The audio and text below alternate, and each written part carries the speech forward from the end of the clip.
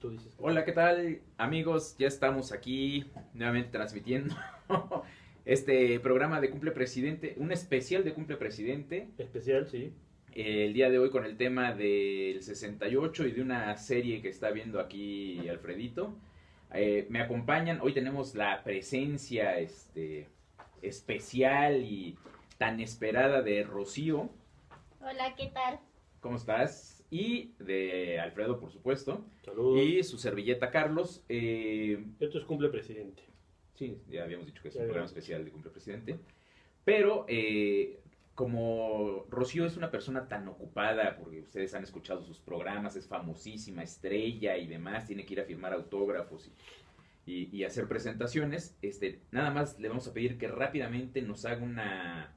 Bueno, a ti que te haga una introducción Que de... sinopsis, mejor. Bueno, una sinopsis sobre el contexto internacional que se vivía y que en el que se gestó el movimiento del 68.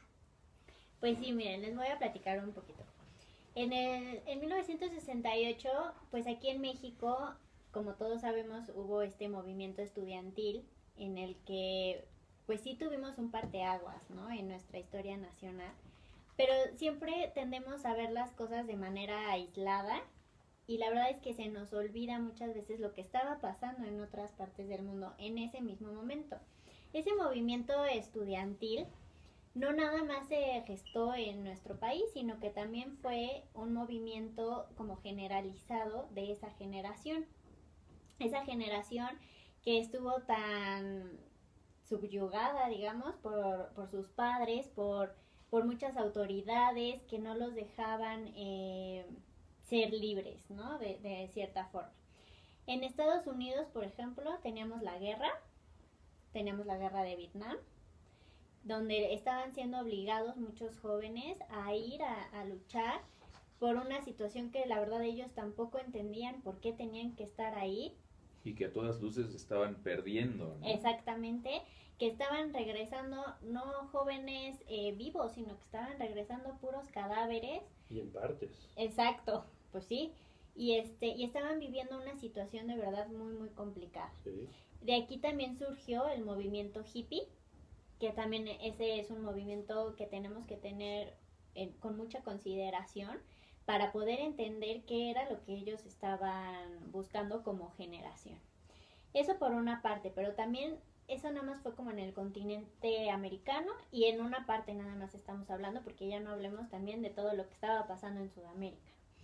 Pero también, por ejemplo, tuvimos un movimiento muy similar, también estudiantil, y con aristas muy parecidas a la que pasó en México 68, en Francia.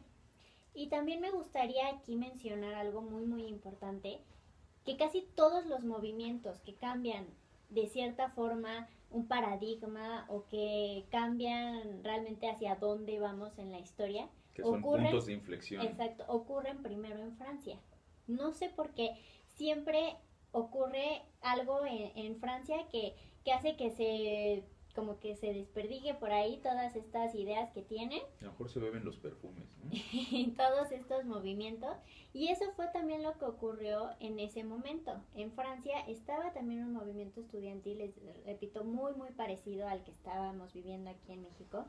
Y entonces toda esta generación intentó realmente hacer un cambio y buscar otra forma de poder ver la vida y bueno, también toda la sociedad.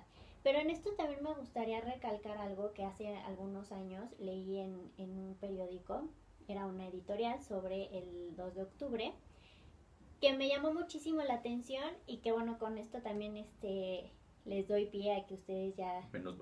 Con esto me despido. Así, no, sí. Con esto los invito a que ya empecemos a reflexionar sobre lo que pasó aquí en México, que a mí se me hizo muy cierto. Muchas de las frases que hacen las personas que ahora se manifiestan respecto a este movimiento es: el 2 de octubre no se olvida, pero realmente ¿de qué se acuerdan? ¿No? Y muchas de esta editorial lo que mencionaba era justo que decían, es que esta editorial, lo voy a contextualizar, la escribió a alguien que estaba dentro de este movimiento de 68 y dijo: qué lástima que hayan tomado personas esta bandera, que la verdad la utilizan para estar haciendo desastres, ¿no? En las calles, para estar rompiendo cosas de negocios, para hacer etcétera. vandalismo. Exactamente. Cuando que muchos de mis amigos, decía esta persona, murieron y dieron la vida para eso, para que agarraran y como que cambiaran totalmente el sentido a algo que ellos no estaban buscando. Sí, y peor aún, en su nombre, exacto, hacer lo todos hacen. estos desmanes. Y entonces Pero decía, muy qué discutible. muerte tan, no me acuerdo cuál era la palabra, pero que no tenía sentido, tan sin sentido, ¿no? Porque él sentía que sus amigos habían muerto por algo hasta que vio todos estos desmanes que hacen, y entonces decía, ya no, perdió ese sentido. Fíjate que yo creo que ahí es muy discutible este tema. Justamente la semana pasada platicábamos en un grupo cercano, Cerradón, que por qué se conmemoraba esto del 2 de octubre, por qué el 2 de octubre no se olvida, y decían, es que estos chavos pues no habían nacido y todo, y yo les decía, bueno, pero entonces ¿por qué conmemoramos el grito de independencia si no habíamos nacido? Y por qué cada vez que viene el grito de independencia echan cohetes y se emborrachan y todo? Pues seguramente el cura Hidalgo no hizo lo que hizo para que pasara esto. Morelos no ofrendó su vida para que todo el mundo se emborrachara en esos momentos, ¿no? O sea, yo creo que todas esas cuestiones suceden de repente por algunas personas que malentienden los movimientos, malentienden las épocas y malentienden las cosas. Pero que se conmemore el 2 de octubre como tal y que se sepa lo que sucedió, pues me parece muy sano y que sobre todo para que no se repita, ¿no? Pero esto que dices, sí es cierto, pero yo creo que son dos cosas diferentes. Una es, hay que saber qué pasó, coincido totalmente contigo, y todos estos chavos que hoy salen a las calles y protestan y se manifiestan, no sé si es tanto una protesta, pero se manifiestan y tal, está bien. La pregunta sería si realmente saben qué fue lo que pasó. O lo hacen nada más por ser imitachangos. Esa es Estoy de una. acuerdo. La otra es, una cosa es que lo conmemores, que no se pierda en la historia y en el olvido todo lo que sucedió, porque forma parte de nuestra historia, como tú bien lo decías, como el grito de independencia y todo esto. Y otra muy diferente es que se utilice como pretexto para hacer actos vandálicos. Pero yo quiero... O sea, en la independencia o cuando es el 15 de septiembre salen a las calles a romper tiendas y a asaltar y tal. Sí, también hay personas Hay que borrachazos. hacen eso. Sí, Y echan balazos. Echan sí, balazos, pero una todo. cosa es que eches balazos, que además hoy está prohibido. Y otra cosa es que agarres como bandera eso para hacer desmanes. Pero es que ese y cualquier otro movimiento siempre va a haber personas que lo agarren como bandera para hacer sus desmanes. Pero eso está bien, entonces. No está bien, pero no es la mayoría de las personas. Ese es el tema, uno. Dos, y yo creo que tendemos, como mexicanos, a romantizar, pues sí, No, puedes decir a lo que volver quieras. romántico. Es que luego vayan a pegar como le pegan a Sergio Mayer, y que no sé ni hablar. Pero bueno, A ver, aviéntate un bailecito encuerado y no, vemos no, qué- no. ¿Para qué? Ahí sí perdemos todo lo que nos queda de dignidad. Pero a lo que voy es, necesitamos dejar de ser tan románticos en todas nuestras partes de la historia. Tenemos que empezar a ver las cosas como realmente sucedieron, y creo que ese es parte de nuestro problema. Por ejemplo, nuestro romanticismo nos lleva a que la independencia de México fue un movimiento donde los campesinos se liberaron contra sus opresores, cuando se sabe perfectamente que una de las cuestiones que llevó a una disputa entre Ignacio Allende y el generalísimo Miguel Hidalgo y Costilla fue precisamente que las tropas, lo que era el pueblo, estaban robando, estaban violando y estaban matando españoles a diestra y siniestra. Y ese era lo que los motivaba, el botín, la venganza. Y yo me preguntaría si nada más españoles, porque siempre hay También había hacendados oriundos de la Nueva España, porque no podemos hablar de mexicanos, ¿no? Ya sería un error. Pero ese romanticismo con el que vemos las cosas se aplica al tema del 68, porque no sé si Rocío nos podría explicar cómo surgió, o a lo mejor es tema de otro programa, cómo surgió el movimiento que nos menciona en Francia, bajo qué ideales, porque acá en México se dice, y así lo ven muchos historiadores, que surge tras una bronca entre gente, entre estudiantes del poli y de la universidad, peleándose por un partido de fútbol americano en la Alameda, o en, sí, en la Alameda, no, en la Alameda, no, en Pero por ahí cuentan que era por una chava. Y ahí también dicen las también malas lenguas que hay esas dos que era un lío de faldas. que fue un lío de faldas o fue una pelea por fútbol americano, que no, en la Ciudadela, no en la Alameda, en la Ciudadela fue la pelea. Entonces no surge el movimiento con ese romanticismo francés, o sí surge así. No, en México podemos ver que, o sea, que no surge realmente de eso, pero ya el movimiento en sí, lo que llevó a la Marcha del Silencio y lo que llevó a la Marcha de Tlatelolco, sí ya era un movimiento de que buscaban otros ideales, no nada más del tema de esta chava que decían o el tema del fútbol americano. O sea, y también era una situación que ellos se sentían oprimidos. Pero se da porque se pelean y se mete la policía con las instituciones educativas, en ese entonces el Politécnico y la Universidad Nacional Autónoma de México, y se dice que le violan su autonomía. Y de ahí empieza la famosa represión. Yo quiero decir, hace poco veía una entrevista que le hacían en el Canal 2 de Televisa a dos personajes del 68, donde ellos decían, es que ubícate que en aquella época no había rechazados en la UNAM. Y eso era cierto. O sea, hoy tenemos no sé cuántos miles de rechazados en la UNAM. Sí, pero también En aquella época no. Un tema muy controversial. Yo soy de los que creo que no todo el mundo tiene que estar en la UNAM, ni la UNAM tiene por qué aceptar a todos, y tendría que endurecer sus procesos de admisión y puede aceptar al que quiera, pero pagando. ¿Quieres que la educación sea gratuita? Tienes que mostrar cierta calidad en tus estudios, pero es un tema totalmente diferente. Pero regresando un poquito a lo que decían, yo creo que todo se tiende a romantizar, como tú decías hace ratito. El tema de lo que nos platica Rocío, de que se sucedía en Francia en aquel entonces, y la ideología, y cómo surgen los movimientos, porque en efecto ha sido cuna de diferentes, en diferentes momentos de la historia. ¿De diferentes lobos? Sí, como la toma de la Bastilla en su momento, etcétera. Es cierto que existía un movimiento estudiantil en Francia, pero yo creo que, vista a través del crisol de la historia, Es que bonito hablar, crisol. Ahora resulta que era un movimiento estudiantil con una ideología. Yo creo que en algún momento, como muchos movimientos, se van gestando ahí conforme va avanzando el asunto, y después se empieza, ya a toro pasado en muchas ocasiones, se les empieza a dar un contexto, se les empieza a buscar una justificación, una explicación, se les atribuye una ideología. Y siento que eso es cierto, pudo haber servido de alguna forma para influir en los estudiantes de aquí de México. Pero yo creo que lo de aquí no empezó por una ideología de Francia. No. Empezó por una bronca mal atendida, o mal, lo de la marcha del silencio, ya llegaremos a ellos, que nos piden que expliquemos la marcha del silencio, por eso todavía le falta. Sí. No, estamos hablando de cómo se gesta el movimiento aquí. ¿Nos preguntó algún la bronca? Twitter fan? Algún Twitter fan, sí. Ahorita lo platicamos. Inicia por un mal manejo que hacen las autoridades, creo yo.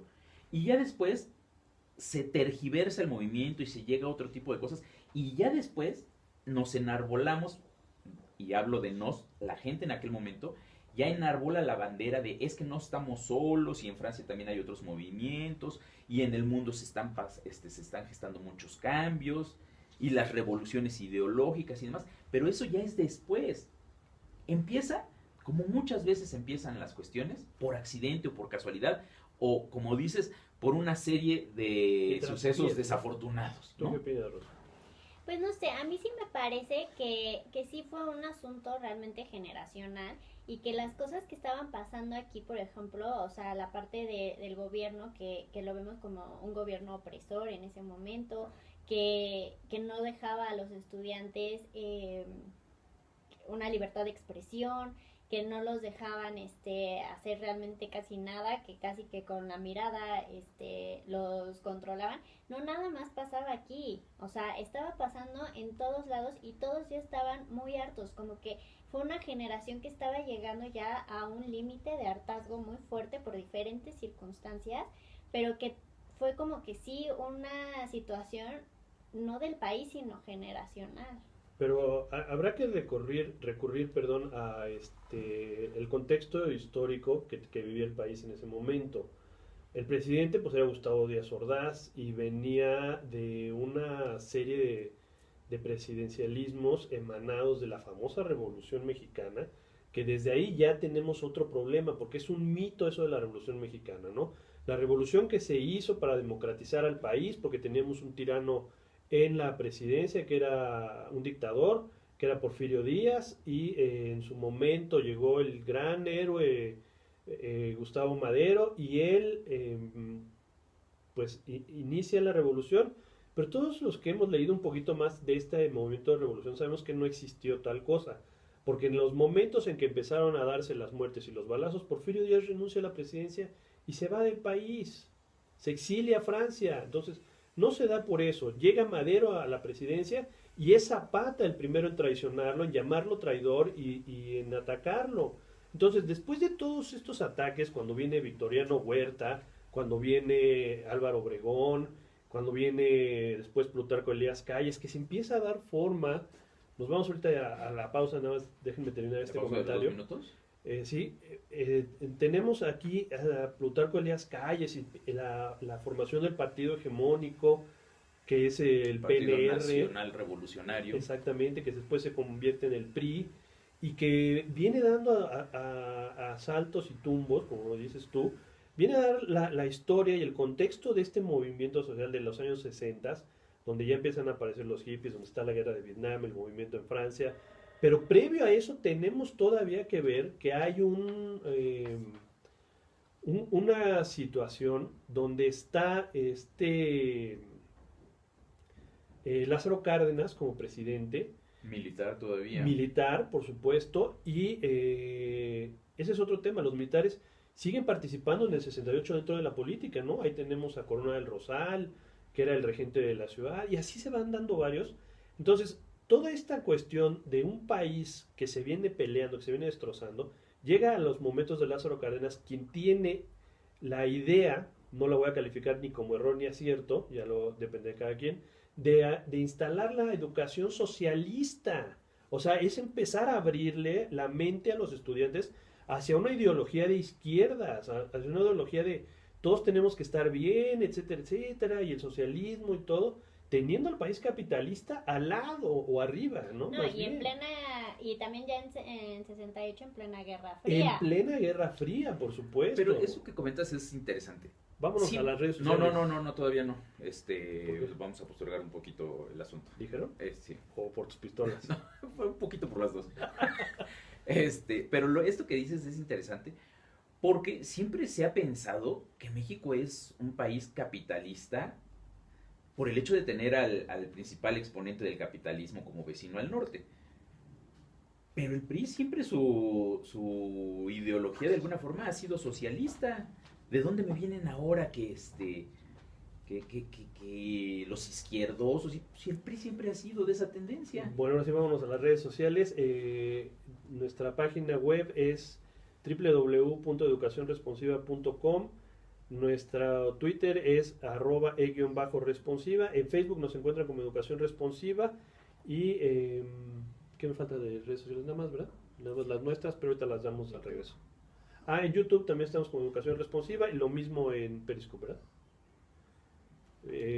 La dueña de Kevin, bueno, no de Kevin, del programa. ¿Ya hablemos de Kevin?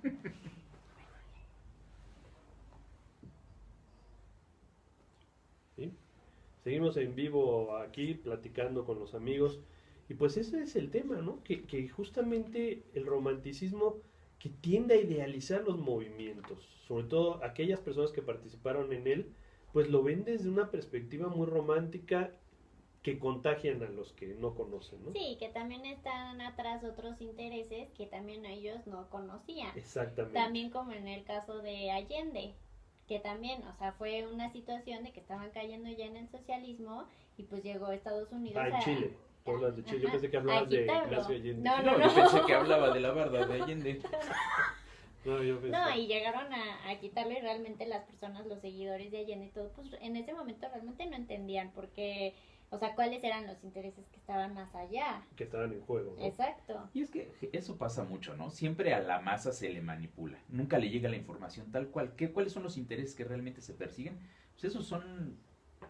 Eso los conocen los que están arriba y a veces, porque muchas veces inician las cosas o las situaciones persiguiendo un fin, pero los intereses van cambiando y a lo largo de un mismo proceso de revolución o de transición, los intereses cambian, las perspectivas cambian y entonces, por supuesto, a los que están abajo, a los que son carne de cañón, ni siquiera les llega la información, a esos Sí. los avientan al matadero, ¿no? Históricamente así sucede, ¿no? Cuando empieza un movimiento, por ejemplo, el movimiento conocido como de independencia de México, no empieza con la idea de una independencia de España. Inicia con la idea de traerse precisamente a Fernando VII a gobernar desde la Nueva España, porque España estaba siendo ocupada por Napoleón Bonaparte. Entonces, no empieza con esa idea, luego llega Morelos y es el primero que empieza a hablar ya de una independencia, de una constitución para el nuevo país, que no un federalismo, eso tiene que quedar claro porque por ahí hay mucha confusión de que ya queríamos ser una república y llega Iturbide y nos hace un imperio, no se hablaba ni de un imperio ni de una república ni un federalismo, simplemente se estaba hablando de la independencia, que se da en manos de Iturbide, ¿no? Pero bueno, y sí, en esta época del 68 lo que dice Rocío es básico, la Guerra Fría. O sea, estamos entre la guerra pasiva entre Estados Unidos y la Unión Soviética, ¿no? La lucha por estas áreas de influencia. Sí, exactamente, y una de esas luchas también fue Vietnam. Y que también por eso era que Estados Unidos no dejaba de pelear Vietnam a pesar de que está regresando casi a una generación de muertos. Y la educación socialista, que ya platicábamos también del Tata Cárdenas, ¿no? Ya estamos de regresando. regreso. Gracias. ¿Y entonces qué? ¿Decías del Tata Cárdenas? Fíjate, platicábamos antes del último corte en radio que justamente se da esta educación socialista de Lázaro Cárdenas, y la instituye así como reforma constitucional, y entonces esa educación socialista pues empieza a influir en estos jóvenes que a la postre son la generación del 68 y que empiezan a buscar una tendencia un poco más, no puedo decir humanista, sino izquierdista, y eso en contraparte a que tenemos del otro lado a los amantes de la libertad, a los proclamadores de la república y de el bien común y todo esto, ¿no? The Land of Freedom of Choice and Justice for All. Exactamente, ¿no? Del Home of the Brave y todos estos. Ahora, esto nos lleva al siguiente punto, que era lo que me motiva a hacer este programa, que es esta serie que está en Amazon, donde apenas van 6 capítulos, no sé, les enlace y te van explicando cada una de las partes que se van dando. Extraño Enemigo, una serie curiosamente producida por el mandamás de Televisa, Emilio Azcarra Gallán, y Leopoldo Gómez, que es el hermano de la actual secretaria de la Función Pública, Arely Gómez. Y director de noticieros de Televisa, ¿no? Y empiezan a platicar sobre todo lo que es el 68, cómo se va dando.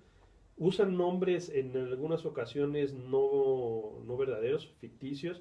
Usan otros, los nombres verdaderos, como el de Gustavo Díaz Ordaz, el de Luis Echeverría, el de Corona del Rosal, y en cambio no utilizan el de Fernando Gutiérrez Barrios como tal, pero te lo dejan ver con una facilidad que dices, bueno, este es, ¿no? Basta conocer un poquito de la historia de México para saber quién era él. Y te das cuenta, el planteamiento que hacen en la serie es a los chavos, los van guiando como ratas de laboratorio en un laberinto por el tema de la asociación presidencial entre Corona del Rosal, que era regente de la Ciudad de México, y Militar, cabe aclarar. como sí, dices era hace rato. general, y Luis Echeverría Álvarez, y estaba por ahí un tercero en discordia que era una especie de jefe de la presidencia de Gustavo Díaz Ordaz. Y que cabe decir que Luis Echeverría era el jefe directo de Gutiérrez Barrios, que era la cabeza de la Dirección Federal de Seguridad. Así es. Esta serie te lleva por ahí y justamente llega el momento en que podamos empezar a ver que sí tiene una relación total, ¿no? Empieza justamente el movimiento se da con un pleito ellos escogen el pleito en la Ciudadela por el partido de fútbol americano. Ahí se da. Después sucede lo de el atrincheramiento de los estudiantes en San Ildefonso y viene el bazucazo famoso aquel porque Díaz Ordaz está muy nervioso por el tema de las Olimpiadas. Se van a dar en México, estamos a unos días y entonces el 13 de septiembre es cuando se da la famosa Marcha del Silencio, donde se aglutinan cerca de 400,000 personas.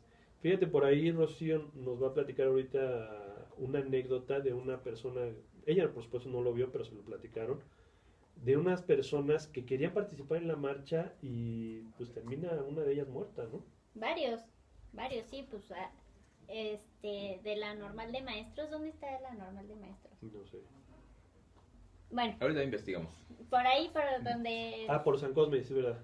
Más o menos, ¿no? Por esta zona estaban saliendo unos muchachos de esta escuela para llegar a la Marcha del Silencio. Iban unas maestras, bueno, futuras maestras, todas vestidas de blanco con la bandera de México, iban la banderada y toda la escolta. Y entonces iban marchando justo para unirse a esta Marcha del Silencio.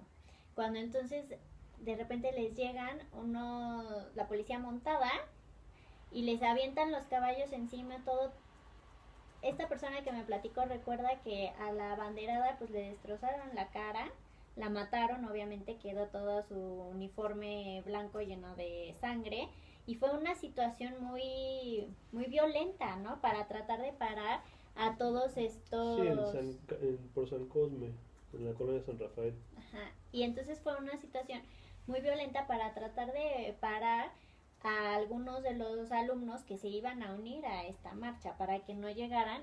Obviamente llegó mucha gente. 400,000 personas. Pero hubo equipos o grupos de policías, de militares, a lo mejor, que intentaron replegar también a estos participantes. Para que no se sumaran a la marcha. Exacto. Y entonces a este contingente que iba saliendo de la normal fue uno de los que replegaron de esta forma tan violenta, ¿no? Entonces, claro, estaban muy enojados. Sí, así es. Y fíjate que esta marcha tenía la peculiaridad de que era en silencio. Se acordó a través de la creación primero del Consejo Nacional de Huelga, o Consejo General de Huelga, no recuerdo el nombre bien, pero se crea este consejo y ellos deciden que van a participar en la marcha, pero sin gritar, y porque justamente decían que no querían ser tomados como revoltosos, sino que les querían demostrar a la sociedad que eran capaces de organizarse en pro de una idea y en pro de un proyecto para conseguir mayores libertades en el país. Les repito, hay que entender el contexto social del que venía México, porque venía emanado de la revolución, venían unos controles donde se tenía que tener mucho cuidado con el ejército, porque el ejército históricamente daba golpes hasta antes de este periodo, estaba constantemente creando sus golpes de estado.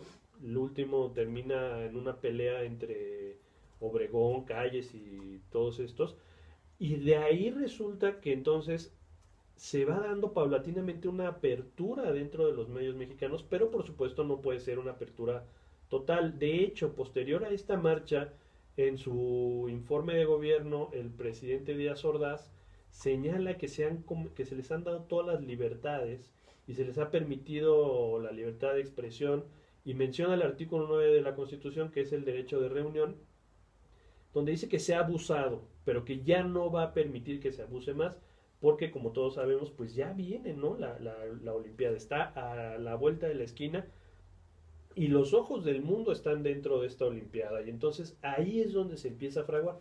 Pero el problema es quiénes están interviniendo dentro de esta marcha, además de los estudiantes. Pues empieza a contaminar porque empieza a haber conflictos con obreros, con sindicatos de otras cuestiones.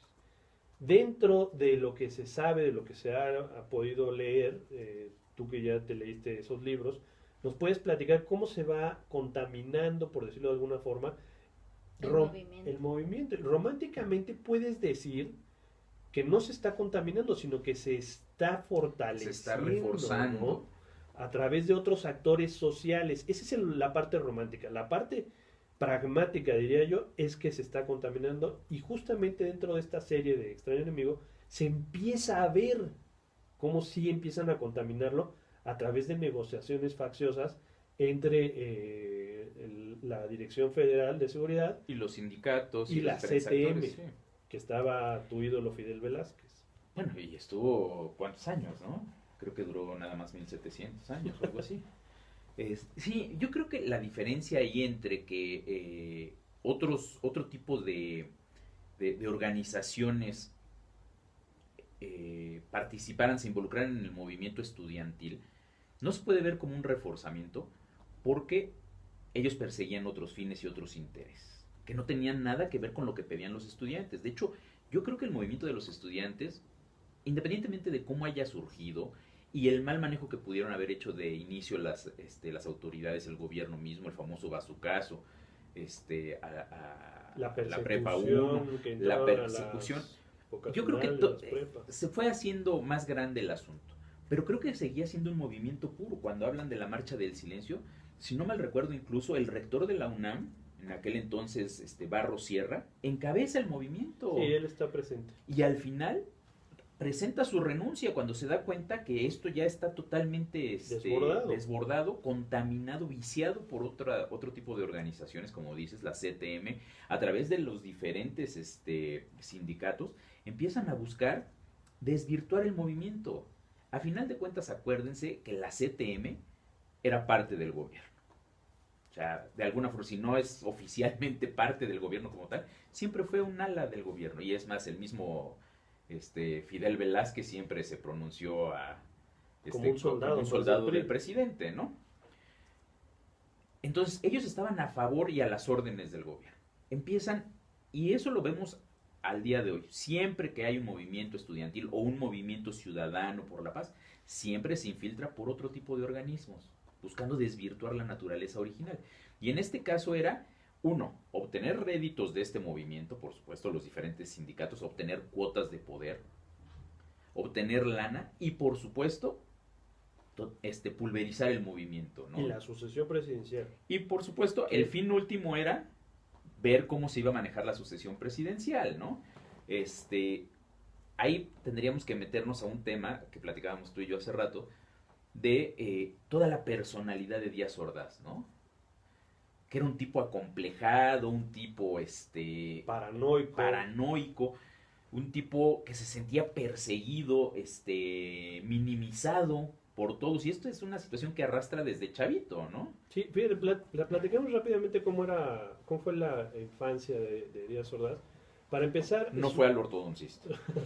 Para empezar, su papá nació en Puebla y en la época de la Revolución tiene que emigrar a Oaxaca, donde nace Gustavo Díaz Ordaz, que es el tercer hermano de 5 que tiene su familia, y llegan a vivir como arrimados a casa de uno de los hermanos de la mamá. Después de eso regresa a Puebla, porque hay un terremoto muy fuerte en Oaxaca y pierden toda la casa y regresan a Puebla.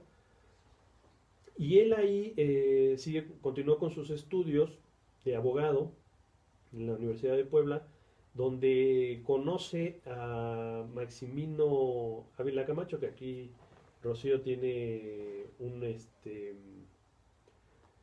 comentario sobre la película. Sí, sobre el libro de Arráncame la vida, que el general, que no me acuerdo cómo se llama, pero que es el personaje central principal, está basado en la historia de Maximino Ávila Camacho, que además era una fichita Maximino, un cacique hermano de Manuel Ávila Camacho, que a la postre termina por ser presidente de que en el libro República. Es el compadre Del compadre. Y entonces viene Libro de Ángeles Mastretta, ¿no? Sí. Y viene después, ya en Puebla, le dice la mano derecha de Maximino, le dice: mira, si tú quieres ser parte del gobierno de Maximino, que termina siendo gobernador, necesitas 4 cosas. 1, ser abogado. 2, estar casado. 3, ser ciudadano de Puebla. Y la cuarta se me escapa ahorita, pero ahorita me recuerdo. Y le dice a esos 4, no cumplía con ninguna. No estaba titulado, no era abogado, pues estaba estudiando. Le dan la titulación. Se casa con una mujer que se llama Lupita. Y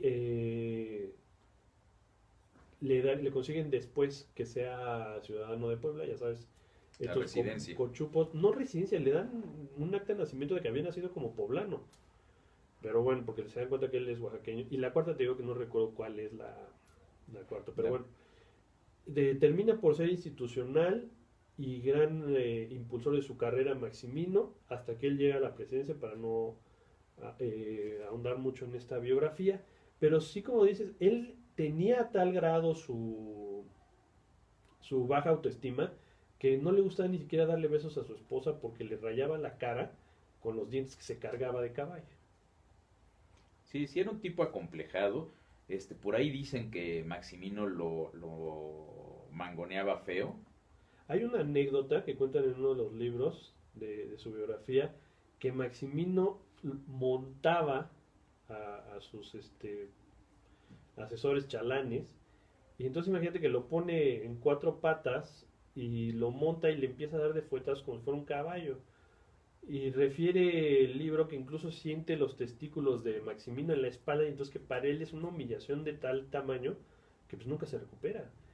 Y es un tipo paranoico, y durante el 68 incluso piensa que se está haciendo todo el movimiento para derrocarlo a él. Sí, sí, esa es una de las cosas que siempre se han dicho, que él cree en su entendimiento que lo que buscan es derrocarlo a él. Y siendo Corona Rosal, pues el regente de la ciudad y general, pues qué más pruebas se quería, ¿no?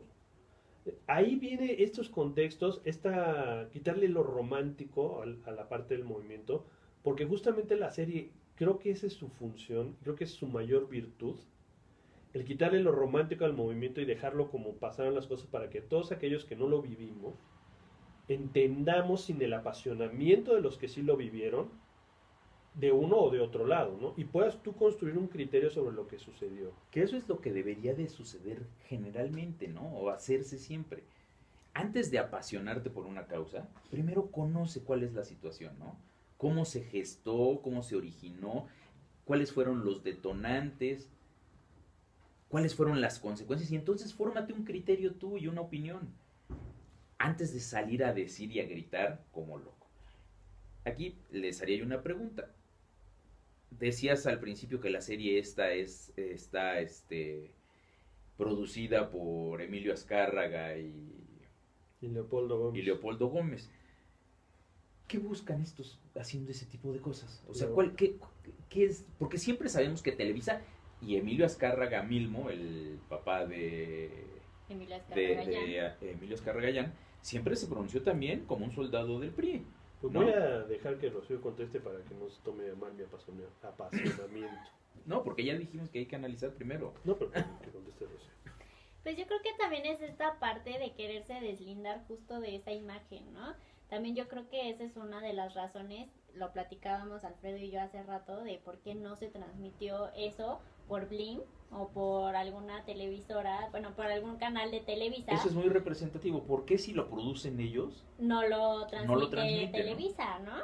Yo creo que sí es una parte de deslindarse un poquito de toda esta imagen y de toda esta como cosa de Televisa, está alineado, manipulando, exacto, etcétera, ¿no? Y aparte está alineado a lo que diga el gobierno central, y yo creo que esto es una parte como un paso de decir, no, nos estamos separando un poquito. Como una estrategia de mejorar su imagen. Exacto, yo creo que va por ahí, porque también mucha gente, por ejemplo, acá el conductor que tengo al lado, probablemente no hubiera visto esa serie, y mucha gente, exacto, y mucha gente hubiera hecho eso. Yo creo que es más como una estrategia un poquito, a lo mejor hasta de marketing, como para limpiar un poquito la imagen de estamos súper alineados al gobierno y a lo que el gobierno nos diga. Sí, y a lo mejor justamente escogieron un hecho histórico fuerte, pero polémico, pero que curiosamente no tiene una repercusión hoy para ellos, ¿no? Bueno, yo creo que sí, porque siempre se ha criticado mucho el momento en que Jacobo Zabludowski salió a dar las Sí, noticias a decir que era un día soleado, y ¿no? dijo que había sido un día soleado y siempre se le ha criticado a Televisa por eso. Entonces yo creo que sí, Ah. como dice Rocío, sí tiene ese trasfondo, ¿no? Mira, ya no estamos, por lo menos ahorita, ya no Sí, estamos sí, tan sí. ligados, ¿no? Sí, pero a lo que me refiero no es que no haya habido esa situación, sino que justamente hoy ya no les impacta tanto directamente. Les funciona perfectamente para un tema de marketing o de limpiar la imagen, de deslindarse. Creo que el hecho de transmitirlo en una cadena que no son ellos mismos les da más audiencia, Los vuelve también más redituables. los vuelve más creíbles, ¿no? Desde el punto de vista de lo que están haciendo, pero no se exponen, no están exponiéndose a nada, ¿no? Al contrario, se están como curando en salud. Miren cómo han cambiado las cosas, sí fue un hecho controversial, sí en algún momento Televisa a través de Jacobo Zabludowski manipuló esto, o bien Minimizó. ocultó, minimizó el asunto, pero hoy estamos en otra etapa, ¿no? Fíjate, yo quisiera preguntarle, Rocío es licenciada en Relaciones Exteriores y Internacionales. internacionales, dije. Y, Internaciones exteriores, sí. Y ella ha analizado el contexto internacional en varias ocasiones. Ella es admiradora jurada de De Benito Juárez. de John F. Kennedy. Y me estás obligando a decir que tan así como Benito Juárez, ídolo de ustedes, oaxaqueño, lo mismo Gustavo Díaz Ordaz, ¿eh? Otro oaxaqueño. Pero bueno, ya dejamos eso por la paz. Rocío ha sido admiradora de los Kennedy y todo, y ha estudiado muy a fondo ese asunto. Yo quisiera preguntarle a Rocío, ¿tú ves el mismo nivel traumático a nivel sociedad que resultó el asesinato de Kennedy para los Estados Unidos y este movimiento de 68 para la sociedad mexicana? ¿Lo resentimos en la misma cantidad o calidad? Yo creo que sí fue igual, bueno, no igual de fuerte. No porque represente lo mismo, pero sí nos pegó a ambas Sí, sociedades igual. sí, nos pegó muy fuerte y sí podemos decir que sí fue un parteaguas. Porque, bueno, en Estados Unidos, por ejemplo, o sea, pues sí ya había pasado que sí habían asesinado a otro presidente, pero en México, yo creo que una matanza de esta forma, sin tener realmente como, no se veía como una razón, ¿me explico? O sea, porque en la decena trágica, por ejemplo, o sea, también pasó algo terrible, Terrible, sí. pero siento que ahí sí había como una razón que todos entendían. No sé si me explique. En el momento de Tlatelolco, donde muere tanta gente, ellos no sabían por qué estaba pasando, o sea, me explicó, era como una situación de nosotros estamos pidiendo un poquito más de libertad, un poquito más de oportunidades, etcétera, y nos están matando. Entonces como que realmente no entendían cuál era la razón. Y la sociedad cómo reaccionó a eso, ¿no? Exacto, y entonces como que al no entender qué es lo que estaba pasando y por qué, obviamente había muchísimas cosas de trasfondo, había muchísimos intereses que ni siquiera los estudiantes podían alcanzar a visualizar en ese momento, ni siquiera los líderes, yo creo que de ese movimiento alcanzaban a visualizar qué intereses estaban manipulándolos a ellos. Al no entender todo esto, hace un caos y hace un momento de confusión generalizado en toda la sociedad, que eso también pasó con Kennedy, al momento de no saber ni siquiera de dónde vino la bala, y todavía ahorita no nos queda claro, ¿no? O sea, de quién fue, qué mató. Entonces todo ese contexto de... O sea, ¿estás diciendo que no fue Lee Harvey Oswald? No. Sí, después de lo que se entera uno, ¿eh? Pero al hacer todo ese contexto como de confusión generalizado dentro de la sociedad, yo creo que eso es lo que lo hace todavía más fuerte y como a lo mejor algo más traumático. Y el hecho de que a la sociedad mexicana en ese momento asesinaran a sus jóvenes, a sus estudiantes, a lo que es el futuro, le tiene que pegar por fuerza durísimo. Y que además, o sea, realmente ellos lo entendían como o sea, mi delito es ser joven y ser estudiante en este año. Bueno, incluso O sea, sí lo plantean en la película esta que te gusta mucho, ¿no? así en Rojo Amanecer. En Rojo Amanecer. Sí, exacto, o sea, y ellos lo veían así, o sea, como que ese había sido su delito, delito. y eso era lo que habían hecho mal, cosa que te pones a pensar, pues eso no estaba mal. Cuando analizas, incluso constitucionalmente, Carlos, tú que eres doctor en Derecho Constitucional, te das cuenta que los estudiantes estaban actuando constitucionalmente. Cierre. Nomás nos dieron 2 minutos. Es que se pasó un poco ahí el primer corte, se colgó. Sí, yo antes de ya cerrar el programa, les preguntaría si creen, ahorita decía Rocío, que no se lograba entender en ese momento por qué los estaban matando, por todos los intereses, todo lo que se perseguía. Hace un rato hablábamos de los intereses particulares de algunos organismos como sindicatos, de cómo se había viciado el movimiento, de que en última instancia se buscaba el tema de definir la elección presidencial, que a final de cuentas acabó ese movimiento definiendo quién iba a ser el siguiente presidente, ¿no? Pero hoy la sociedad conoce, en términos generales, realmente qué era lo que se peleaba, qué era lo que buscaba una parte y cuál fue el detonante de esta definición, de esta masacre. Yo creo que no. O sea, hoy no está claro ante la sociedad mexicana eso. No. ¿Y quién debería de ser el encargado de darle esa difusión? Esta serie de la que nos estás platicando lo deja ver de alguna... Aporta un poco, pero si por ejemplo nosotros tres aquí discutiéndolo, lo vemos desde el punto de vista romántico y luego lo vemos desde el punto de vista pragmático, pues es muy difícil, ¿no? Sí, yo también lo veo difícil. Además, también hubo tantas cosas que se ocultaron en ese momento, que se quemaron, que se quitaron de raíz, digamos. Y que nunca nos vamos a enterar. Exacto, y que ahorita entonces ya sería muy difícil realmente construir una realidad con los restos que quedaron. Y que gran parte de los actores que vivieron eso ya ni siquiera están vivos, ¿no? O muchos también desaparecieron. Pero muchos también siguen vivos todavía, puedes hacer una buena interpretación a través de ellos, pero no deja de ser su punto de vista. Está sesgado. O sea, es nivel cancha, no sabes lo que está pasando en las tribunas, no sabes lo que está pasando afuera del estadio. O sea, no puedes verlo. Ellos te pueden decir, y va a ser un punto de vista romántico, porque ellos estaban metidos ahí. Lo cual no quiere decir que sea falso. Sí, no quiere decir que no sea real. Simplemente es lo que ellos vivieron. Pero es que volvemos a lo mismo, o sea, también muchas de las personas que están vivas y que te podrían platicar de eso, o sea, fueron también manipulados en su momento. Exacto. Para llegar a tener un movimiento de ese tipo. Pero eso no quiere decir que sea falsa su perspectiva, sino simplemente está incompleta. Mitad, está incompleta, Sí. ¿no? Ahora, ese es el punto. Tristemente, todos conocemos el desenlace de esta historia, pues se dieron los balazos, ya no nos da tiempo la productora de platicar cómo se ingresaron armas a través de la KGB para que los porros introducidos por el gobierno. Y que ahí también volvemos a lo mismo, que hacía la KGB metida con los porros y con los estudiantes.